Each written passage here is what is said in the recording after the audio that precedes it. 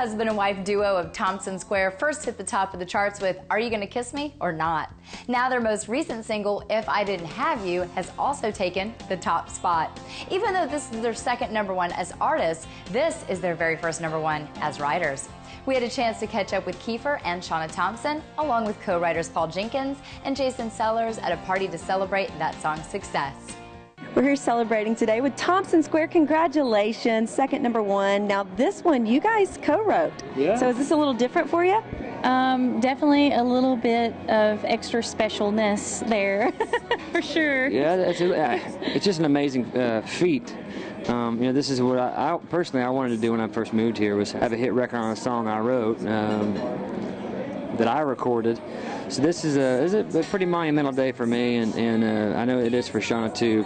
To be able to write a song that everybody, the whole world embraces and makes it #1s are not easy to come by, and we've been fortunate to have 2 now, and one of them, this one that we wrote, and the subject matter was so personal because it was about Shawna's dad, and it went #1 on his birthday, on the day. Yes. Oh, that just gave me chills, like the hair on my arms just stood up. A year later, so it was really everything about this day is great. I can talk again a little bit, so yes, I'm gonna ask you about that in a second. I'm glad to hear your voice, and so we have to go back to on his birthday.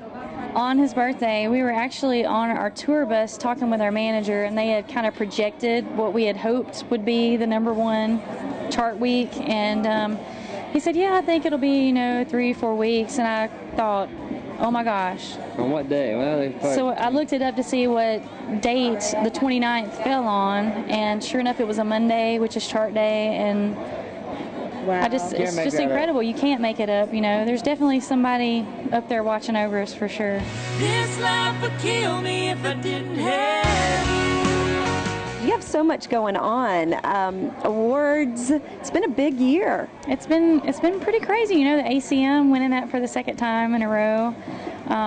We partied a little harder in Vegas on that one. So things are good. You're supposed to, though. And out with Luke Bryan. Now, tell us about your voice. Are you better? Because you guys had to cancel a couple dates, or we canceled 3 weeks. I mean, it was pretty serious, and I can actually talk now. I had a really bad hemorrhage, some other stuff going on, and all that's resolved, and so I'm having to learn how to do a few things the right way.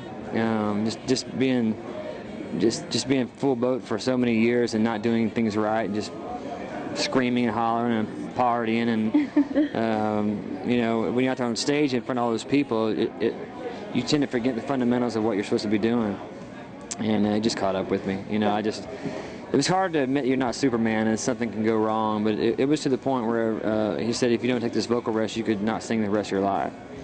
So 2 weeks off and a lot of prayers from a lot of family and friends and our fans. Completely ruled out surgery, so we're excited about that. So yeah, I'm very, very happy. When I'm weak, you're strong.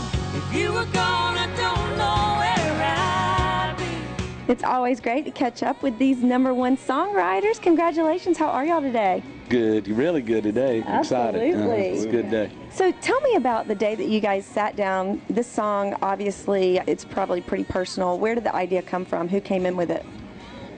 It was born out of diesel fumes in a way.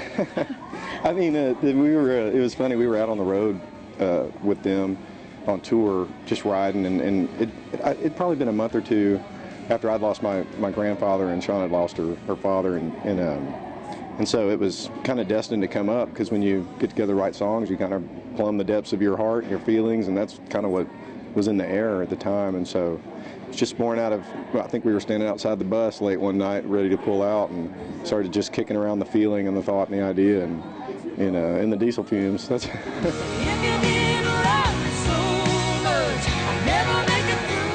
as he was saying, the emotion of their losses was so, relevant, particularly right then, because it was so fresh, that we just ended up writing about it. And Paul, I think, had the idea when we were, like he said, it was one late, we were about to pull out of whatever city they were playing in, and got on the song.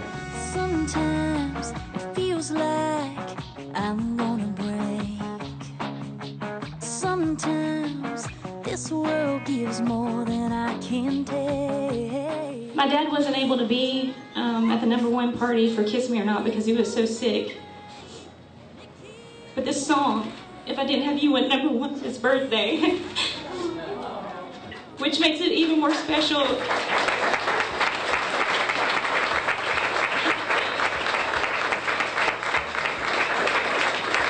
And also, I know he's here today because he's got the best seat in the house, so. Make sure to catch Thompson Square out on the road supporting Luke Bryan this summer. The sold-out Dirt Road Diaries tour routes October 26th in West Palm Beach, Florida.